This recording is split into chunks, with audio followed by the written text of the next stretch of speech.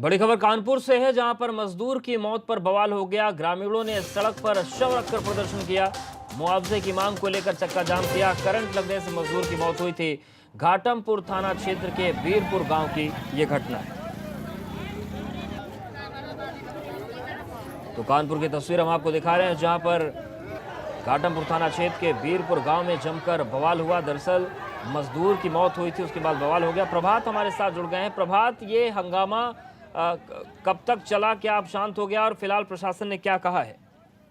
जी बिल्कुल, आपको बताना चाहूंगा कि एक दिन पूर्व एक निर्माणाधीन गेस्ट हाउस में करंट लग की चपेट में आने से एक मजदूर है वो गंभीर रूप से घायल हो जाता है, जिसकी इलाज के दौरान आज मौत हो जाती है। और मौत के बाद जो परिजन है और जो ग्रामीण है वो गुस्साए परिजन मुआवजे की मांग को लेकर जो घाटमपुर का हाईवे है वहां पर शव को रखकर प्रदर्शन कर रहे हैं। फिलहाल जो आला अधिकारी मौके पर पहुंच चुके हैं, उनको समझाने का प्रयास किया जा रहा है और जो भी आर्थिक मदद की बात है उनको आश्वासन देने का, समझा बुझाकर हटाने का प्रयास जारी है। जी शुक्रिया प्रभात जानकारी के लिए।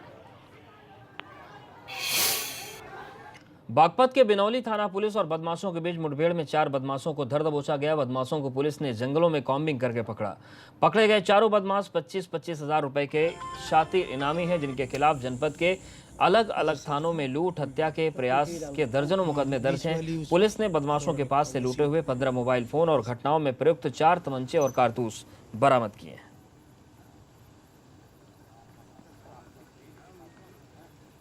तो बागपत में चारों बदमाशों पर 25-25 हजार रुपए का इनाम था। मुठभेड़ के बाद इन चारों को पकड़ लिया गया है। ग्रेटर नोएडा में युवक की हत्या से सनसनी मच गई। हत्या को बड़े ही शातिराना अंदाज में अंजाम दिया गया। पहले युवक के धारदार हथियार से हत्या की गई और उसके बाद मृतक की पहचान छिपाने के लिए उसके चेहरे पर केमिकल डालकर उसकी पहचान छिपाने की कोशिश की गई। युवक का शव जारचा कोतवाली क्षेत्र के पेट्रोल पंप के पीछे मिला। पुलिस ने मौके पर पहुंचकर शव को कब्जे में लेकर पोस्टमार्टम के लिए भेज दिया है।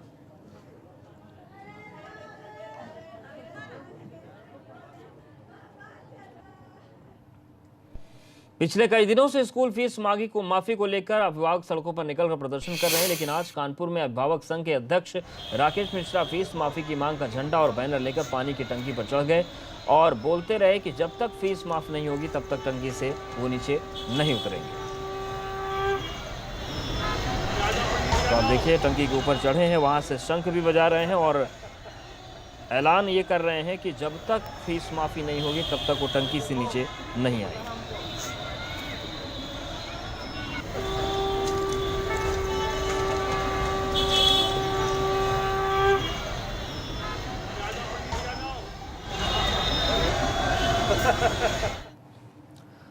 और हल्द्वानी से एक हैरान करने वाला वीडियो सामने आया है, जिसमें कुछ बच्चे गौला नदी में छलांग लगाते नजर आ रहे हैं। बच्चे इस खतरे से अनजान हैं कि अगर नदी में जल स्तर बढ़ा तो इनकी जान पर बन सकती है। प्रशासन की तरफ से हालांकि कहा गया है कि मानसून सीजन के दौरान नदियों के किनारे से लोग दूर रहें।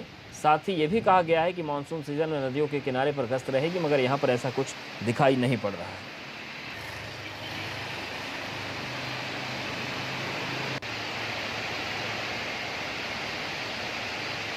तो देखिए तस्वीर, यहाँ पर नदियाँ हैं और इस तरीके की नदियों में अचानक से जो उफान आता है वो खतरे का सबब बनता है। तमाम तस्वीरें ऐसी आ चुकी हैं, लेकिन ये बच्चे मानने को तैयार नहीं हैं और यहाँ पर किसी भी तरह की कोई गश्त भी नहीं है। दीनदयाल उपाध्याय जयंती पर देहरादून में कार्यक्रम रखा गया। इस दौरान सीएम त्रिवेंद्र सिंह रावत ने दीनदयाल उपाध्याय पार्क पहुंचकर माल्यार्पण किया। इस मौके पर मुख्यमंत्री ने कहा कि दीनदयाल उपाध्याय ने सिद्धांतों की राजनीति की है। 25 तारीख पंडित दीनदयाल उपाध्याय जी के जन्म दिवस की तारीख, जो भारतीय जनसंघ से लेकर भारतीय जनता पार्टी तक लगातार भारतीय जनसंघ के कहा जाए एक प्रकार से फाउंडर मेंबर, जिन्होंने नींव रखी इस पार्टी की, और एक एकात्म मानववाद और अंत्योदय जैसी जो योजनाएं थी, बिल्कुल अंत सीढ़ी पर बैठा हुआ व्यक्ति का विकास, ये सोच हमारे पंडित दीनदयाल उपाध्याय। कोरोना संकट काल में लगातार ऐसी शिकायतें मिल रही हैं कि प्राइवेट लैब में टेस्ट की रिपोर्ट में खामियां हैं। इस मामले पर संज्ञान लेकर मुख्य सचिव ने जांच कराने के आदेश दिए हैं। मुख्य विकास अधिकारी देहरादून नितिका खंडेलवाल ने मामले की जांच शुरू कर दी है, जिसके चलते प्राइवेट लैब से डेटा मांगा गया। 4 सदस्य जांच समिति ने प्राइवेट लैब से सैंपल कलेक्शन का डेटा मांगा है। उसके बाद 1 सप्ताह में जांच पूरी कर डीएम को रिपोर्ट भेजी जाएगी।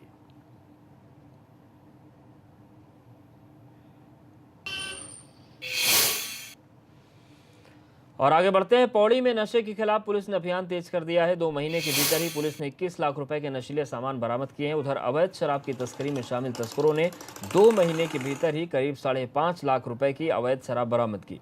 इस दौरान 36 लोगों पर शराब की अवैध तस्करी के आरोप में मामला दर्ज हुआ है।